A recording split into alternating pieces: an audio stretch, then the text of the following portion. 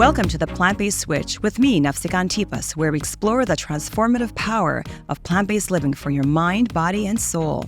Join me as we have honest conversations about health, wellness, and living more compassionately. Welcome back to the Plant-Based Switch, the podcast where we explore the intersection of fitness, food, and plant-based living. Today we have a guest who's not just a pro bodybuilder, but also a dedicated vegan advocate. Please welcome Torre Washington. How are you? How are you? Very good. Thank you. Very good. Thank you. Torre, you've been vegan since 1998. Did you ever imagine you'd become a prominent figure in the plant-based community? And what inspired you to do this? No. You know, it's very interesting when this all occurred. It actually occurred when I did my first competition, and I hosted it on a website that was called veganbodybuilding.com. And from that point on, I became this ambassador because they had never seen anybody look like me being vegan for so long at that time. And basically what caused me to make that switch was I was raised vegetarian by my mom as a Seventh Day Adventist. And when I took my leave, because my mother sent us to Jamaica to live with her grandparents, and so upon coming back from Jamaica, hanging out with a lot of friends who were Jamaican as well, we started to get more involved into the Rastafarian lifestyle. And so that led me down the path of understanding the ITAL way of eating, which is basically vegan. But I didn't know the terminology vegan because I never heard of it during that time. Right. But so once people started asking me what I ate, people brought up this term, and I didn't know what it meant fully. I just thought it was associated with what you consume, in eating. I didn't realize there was much more involved when this term called vegan. And so that's how it actually became about. And next thing I know, this advocate persona was placed upon me, and I just had to almost embrace it because it's not meant to be. I actually went into bodybuilding because it was something I had always wanted to do. I didn't want to go through life and say I should have, or I would have, or I could have. And I just wanted to do it. And then I didn't realize it was going to take me to where I am right now, because I started out as an engineer, Nafsika, so I never thought I'd be here. That's interesting. Wow. And what changes have you noticed in the plant-based fitness world over that time? So it has gotten bigger. Maybe it's gotten bigger because a lot more of the social media influence, in the sense that we now have access to people all across the world with just the touch of a button. And so there are probably people who were doing it at the time, but never really had the means of showcasing it or felt the need to do that. Now with, all these big companies wanting to push certain products on people, and people are able to showcase that they can do the same, if not better, without having to consume animal flesh, it's become a larger force of people being able to showcase it. So it has grown. And I can say I'm grateful for social media when it comes to that. And what are the misconceptions or stigmas that you've had to overcome? I'm still overcoming those. You're not going to get enough protein. Now the term protein has turned to the bioavailability of the protein.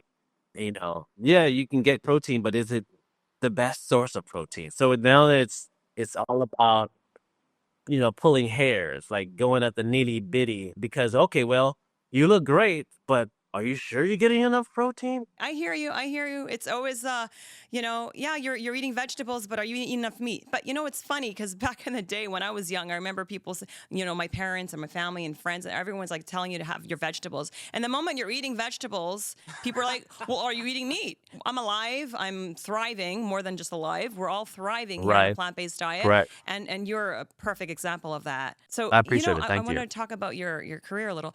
You compete against meat eaters, right? So do you think there are advantages to being a vegan bodybuilder? I would say the advantages are one thing for sure, because a lot of times what happens when I come in contact with a lot of, the bodybuilders who do consume a lot of meat, they talk about the ability or the inability to go to the bathroom because so much animal flesh just for the protein aspect, they tend to be more constipated. That's right. So I never run into that issue. Mm-hmm. Of course, a lot of times, they're told not to eat any fruits or veggies at all, or as they get close to a competition, whereas I'm doing that. So I think when it comes to the advantages, I think my food sources are a lot more fun to consume. when it comes to the advantages of being a vegan athlete, as well as, I can say that my skin doesn't get I think a lot of times when you just consume animal flesh so much that it can affect your skin on the outside. And I don't typically have those issues. Absolutely, absolutely. It's good. Plant based is good for your insides and outside. Definitely good for your skin, your hair, everything. You won your pro card in 2009. What was that experience like for you? Well, to be honest, Nafsika, when I first did my first competition, it was really, like I said, just like a bucket list almost. I wanted to see how I would do, and I got third place. So third place actually motivated me because it's my first time being on stage with about 10 guys. And I said, you know what? Let's see what I can do on the second go around. So I did another show within that same year, 2009, and it was more competitive, and I ended up winning my class, and then I ended up winning the entire competition, meaning you had to go up against the winners from the other classes. And that put a period in it, like, okay, I can do this. And that was really significant to me because I know at the time when I first competed, the person I asked to help me was a little concerned because I was vegan. But when they saw my success, they said, man, we need to tell the world because we haven't seen a vegan bodybuilder look like you. And so it took a minute because that's, like I said, it wasn't my means to doing it was to promote being vegan. It was just, I wanted to be able to I just wanted to compete. But once it happened and I got that pro card, I said, oh man, there's something to this. It's something to me being able to do this. And I've always wanted to share and help people. And I figured with a platform of this significance, I could help and share and show people that, you can follow your dreams. You can do what you can do. You can do the abnormal, because a lot of times people think, oh, the normal thing is just to eat animal flesh, but maybe you don't. And No, so with me having that success, because unfortunately, without the success, people aren't going to listen to you. that's right. So having the success actually You provided can me have a a say good now. example. Yes, exactly. And competing at the Arnold Classic must have been incredible. Um, Yes. any memorable moments from these competitions? And did you get to meet Arnold Schwarzenegger? I was hoping to meet him like on the stage, but Arnold really only goes up to those who were at the time I wasn't a pro in the IFBB. And so when you're a pro in IFBB and you win your class or win whatever, you win the top 5, Arnold comes in and talks to everybody. So what was very interesting is I ended up meeting the granddaughter of his business partner Oh, that helped him start that Arnold Classic. And we got so cool that she brought me to sit up front next to Arnold. I what? sat like three seats down from Arnold, and I was like, oh my gosh. But he got up to walk to leave, so we were watching the show, and I was gonna say something, but I didn't because he had a sheriff with him. Uh, But I remember the granddaughter was saying, you should have said something. I said I just didn't want them to tackle me and throw me down. But she said, I didn't think about it because I could have done it because she also knows him as well. But she was thinking of that, and I let that moment slip. But I'm sure there'll be a chance where I finally. I'm sure you'll have another opportunity, but that must have been a crazy, amazing experience just being there. Yeah, right. It was. What does your typical training routine look like? Like, how many hours a week do you train? That's interesting. A lot of questions come up about how long am I in the gym. Typically, I'm in the gym, Naftika, about an hour to an hour and a half, especially if I'm by myself. Now, sometimes I may have a training partner or I have a coach training me, and that's usually 2 hours. But, you don't really need to be in the gym that long. It's really about the intensity and the consistency that you put into it to get the results that you're looking for. And that's all it takes. Living off the land sounds inspiring. Any tips for those of us trying to incorporate more plant-based options into our diets? So I'll say this, because a lot of times, since we just talked about it, protein is a misconception when it comes to people and how much they need. It all depends on what your recommended daily allowance, depending on your daily activities. For example, someone like myself, I take in more protein because I'm looking to build and maximize muscle, minimize the amount of loss when it comes to me getting into a caloric deficit to look shredded on stage. Now, what I would say for someone that wants to make that transition is to slowly do it, because some can do it very quickly and just like a light switch. That's how I did it. But I was vegetarian, so it was easy for me to just switch that light switch and just make that transition so quickly. Like I did it the same day. But some people aren't really mentally prepared for that, because if your mind is not ready, your body won't follow. Absolutely. Absolutely. You have to be ready in the mind. I went vegan overnight. So it's, some people can do it, some people can't. It's okay.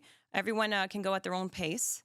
But speaking of plant-based cuisine, what favorite dish can you whip up or do you enjoy on the go? One of my favorites, like I'm about to go home and make it now, is I like to saute some tofu. And now I'm using the fava bean tofu, which is one of my favorites due to its macronutrient background, meaning there's only protein, there's no carbs, there's no fat. And I'm getting ready for a competition coming up this year. So I saute that up with some cayenne pepper. I use a lot of seasoning in order to spice it up, but I like spice. And then I will probably, have a mixed salad, maybe put it on top. But what I tend to do is have that with Japanese sweet potatoes, which I just bake Oh, and I eat them straight, just the skin and all, because tend to be my favorite form of carbohydrates. And that is something I can just throw real quick together. And veggies, like I said, it's either a salad, or I will, cut up some onions to put on the salad as well. Or I have some broccoli, I have some asparagus, I have some green spinach, I have kale, I have whatever I have at the moment until I need to go back to the store again, because I'm eating pretty much a lot. wow. Sounds delicious. I wish I ate before doing this interview because I'm getting really hungry listening to this. Yeah, me too. That's what I need to go do. Many people believe you can't build significant muscle mass on a vegan diet, right? Obviously, you are living proof against that. Can you talk about your training approach and how you structure your nutrition, during your for your training? In my training, let's say I'm starting now. So I typically train about 2 to 3 body parts in one seating, in one sessions, right? So let's say, for example, I'm training back, I'll train shoulders, and I may also train a little triceps in there. So that's 3 body parts. Because why I'm doing this is being a natural athlete, which a lot of times, because of the way I look, my genetics, and the way my structure is built, people look at me and assume that automatically I have to be using drugs for not eating animals as well as my age. But a lot of times, if you've been at this consistently for years, you over time build that muscle density. So my protein intake is pretty high right now. I do about 180 grams of protein, and my carbohydrates is about 280, and my fats are about 70. So I structure my nutrition based on macros, and because I want to maximize the protein intake at this time, because my goal is to really hold on to as much muscle as possible. As I said, once I get into closer to the competition, I go into more of a caloric deficit. And Mm. then when your body starts to use your muscle for energy, if you don't have the carbohydrate source. So with the maximization of protein intake, I'm minimizing the muscle loss. So therefore, I'll still have that full shredded look when I'm on stage. And so, like I said, my macro is about 180 per protein. And that's easily done. I do add in shakes here and there, maybe 1 or 2 shakes.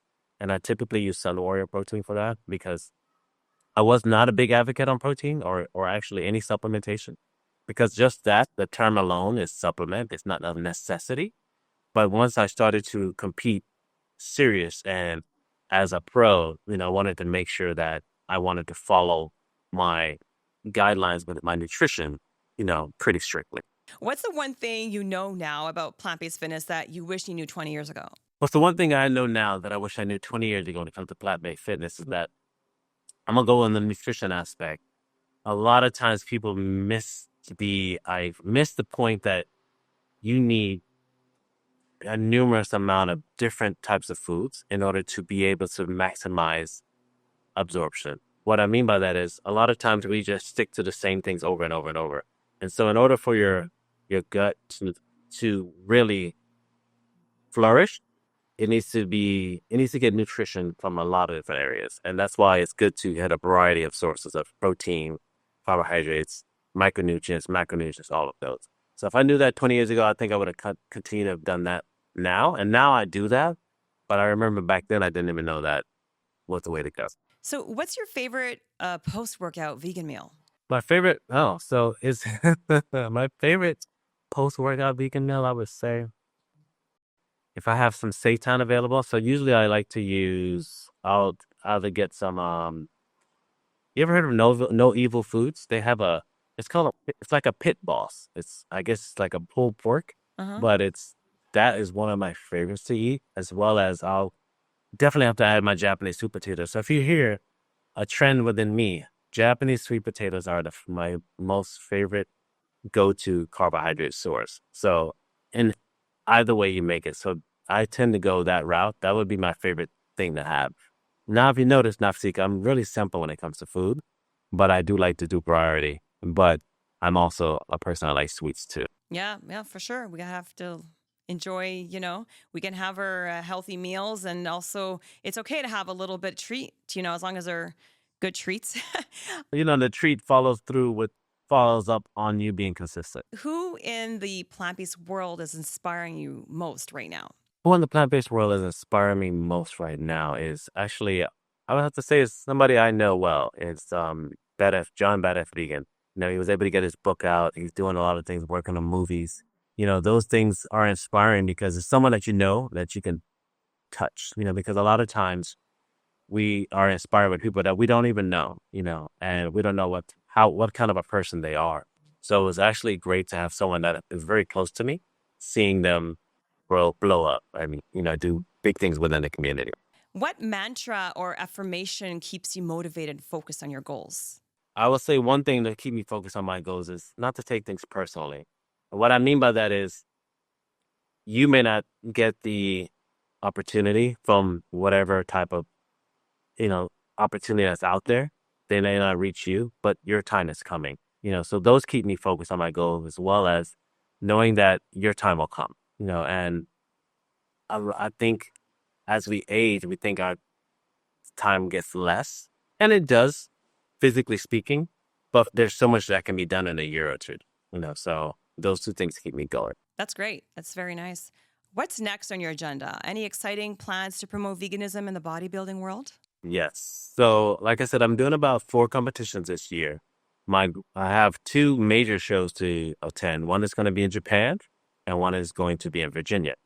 Secondly, I'm finishing up, or pretty much in the middle of my works of my first book, because I get a lot of people asking me for, my story, and they wanted to know more. And there's a lot more to me than what people see or hear in, quick blurbs. So I'm looking forward to that. So that's another project I'm working on. And so those things are going to help, because, I'm going to also include nutrition in there as well as workouts in order to, give people a little glimpse of what goes on in the day like Torre Washington.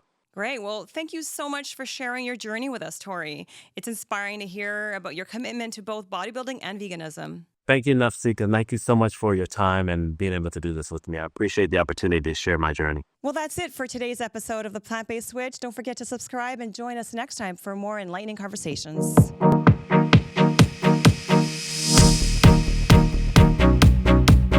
Thanks for tuning in to The Plant-Based Switch. I'm Nafsik Antipas, helping you throughout your plant-based journey. And remember, if you plan it, it will grow.